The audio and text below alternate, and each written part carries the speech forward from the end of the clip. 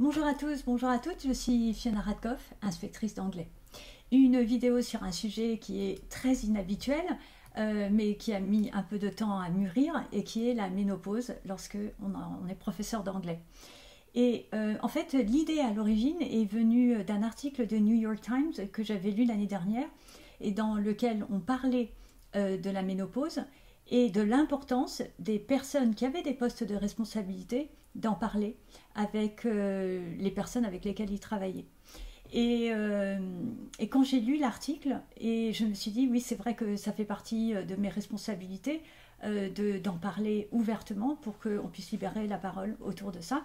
Et l'année dernière, en fait, des enseignants spontanément m'ont parlé des problèmes de mémoire en plein milieu de cours, et que c'était un des symptômes de la ménopause, et j'en ai parlé à plusieurs reprises. Et après, je me suis dit non, je vais pas parler de ça sur ma chaîne YouTube. Et puis finalement, juste avant les vacances, une enseignante m'en a parlé. Et je lui ai dit, bah, j'ai voulu en faire une vidéo sur la chaîne YouTube. Et puis finalement, j'ai arrêté. Elle m'a dit, non, Madame Radkoff, il faut en parler. Donc, ça m'a convaincue. Donc, je fais une courte vidéo. Et bien entendu, je ne suis pas médecin. Donc, mais ça m'a semblé quand même important de vous en parler et de vous dire, partager avec vous les astuces que les professeurs avaient eues en cours lorsqu'ils avaient eu des problèmes qui sont apparemment des problèmes typiques de la ménopause. Donc, essentiellement, ce que les enseignants me disent, c'est short-term memory loss. C'est-à-dire, en fait, ils perdent la mémoire à très très court terme. Et donc, ça veut dire que par exemple, il pose une question et quand un élève répond, et ben, le temps que l'élève ait fini de répondre, en fait, l'enseignant ne se rappelle plus de quelle est la question qu'elle a posée. Donc, on peut comprendre que pour un enseignant, c'est extrêmement gênant. Mais en fait, comment est-ce que les enseignants font?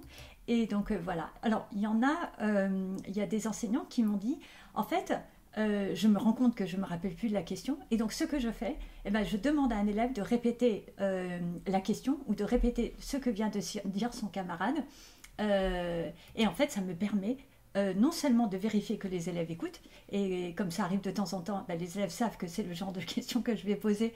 Et donc, les élèves font attention à ce que disent leurs camarades, sont capables de répéter, etc.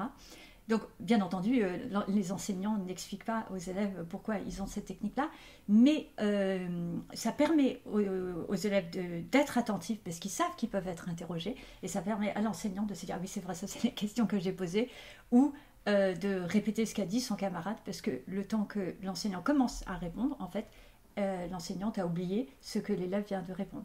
Donc c'est vraiment des choses les retours que j'ai eus de la part de plusieurs enseignants par rapport à la perte de mémoire à très court terme. Donc après ça revient, mais c'est juste ces quelques secondes où on oublie ce qui vient de se passer. Il y a une enseignante qui m'a parlé également des problèmes de traduction. C'est-à-dire, en fait, elle ne trouve pas le mot en français ou en anglais. Elle sait qu'elle connaît le mot, mais elle ne s'en rappelle pas. Donc, toujours des problèmes liés à la mémoire. Et donc, en fait, elle en profite pour demander aux élèves, voilà, de traduire le mot. Et comme, en plus, notamment en LLCER ou même dans le cadre du tronc commun, ou que ce soit au collège et en lycée, la capacité à traduire, donc c'est la compétence de médiation, fait partie du programme. En fait, c'est tout à fait justifié de demander aux élèves, OK, what's the translation for, or what's the French for, what's the English for, etc., pour que les élèves trouvent eux-mêmes la traduction et que, en fait, et que vous arriviez à passer ce cap où vous avez oublié quel était le mot.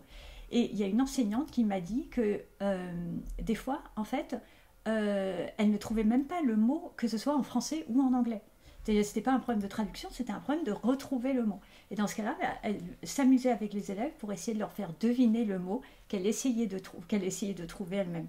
Donc des petites astuces que je trouve très intéressantes. Et ne pas hésiter, bien entendu, à faire ça avec humour. Par exemple, si vous dites, oh, I completely forgot the word. What's the word again? Who can help me find the word? Si jamais vous voulez entrer dans un peu un jeu. Il y a une autre enseignante qui m'a dit, ce qu'elle fait, c'est que quand elle doit dire quelque chose, et que c'est en plusieurs parties, et des fois, elle oublie ce qu'elle a dit au fur et à mesure qu'elle le dit. Donc ça, c'est vraiment, ça peut être très gênant. Et donc, en fait, elle l'a noté sur ses feuilles, et en fait, elle coche au fur et à mesure qu'elle a parlé, pour être sûre qu'elle a bien dit ce qu'elle a dit. Voilà, donc ça, c'est une astuce qui est intéressante. Et il y a une enseignante, donc après il y a deux petites choses qui n'ont rien à voir avec la mémorisation. Il y a une enseignante qui a parlé du fait d'être vraiment fatiguée, d'être énervée plus qu'elle ne l'était auparavant. Et en parlant avec elle, en fait, je lui avais donné l'astuce des petits oiseaux. Et donc j'avais fait une vidéo il y a quelque temps, c'est une enseignante que j'avais vue en inspection qui faisait ça et c'était vraiment très efficace. En fait, lorsque vous avez une heure de cours et il y a du travail de groupe et des fois vous pouvez être fatigué parce qu'il y a beaucoup de bruit, etc. Mettre en fond sonore des bruits de petits oiseaux. Ou ça peut être par exemple une musique en lien avec l'objectif culturel. Donc, par exemple, si vous faites la thématique des Noirs aux États-Unis, vous pouvez mettre une chanson de jazz, Ella Fitzgerald, mais en fond, sonore. Mais le principe, c'est de mettre tout bas. Et les élèves dans chaque groupe, la consigne est que donc ils font le travail de groupe, mais si on n'entend plus la chanson, c'est que les élèves parlent trop fort. Et en fait, ils vont s'autoréguler sur le plan de leur expression orale, de manière à ne pas parler trop fort et pour que le cours soit beaucoup plus calme. Donc ça, j'ai trouvé que c'était une excellente idée. Et enfin, ne pas hésiter à en parler avec votre chef d'établissement par rapport à la fatigabilité, notamment pour ne pas avoir 5 heures de cours d'affilée. D'accord ? Déjà 4 heures, c'est beaucoup. 5 heures, c'est vraiment très très dur. Et donc, la raison pour laquelle je fais cette vidéo, c'est justement pour qu'on libère la parole un peu par rapport à ça.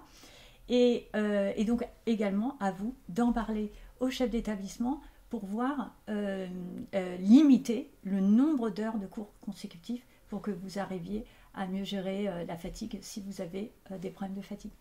Voilà, donc n'hésitez pas à mettre vos astuces, si vous avez d'autres astuces liées à ça.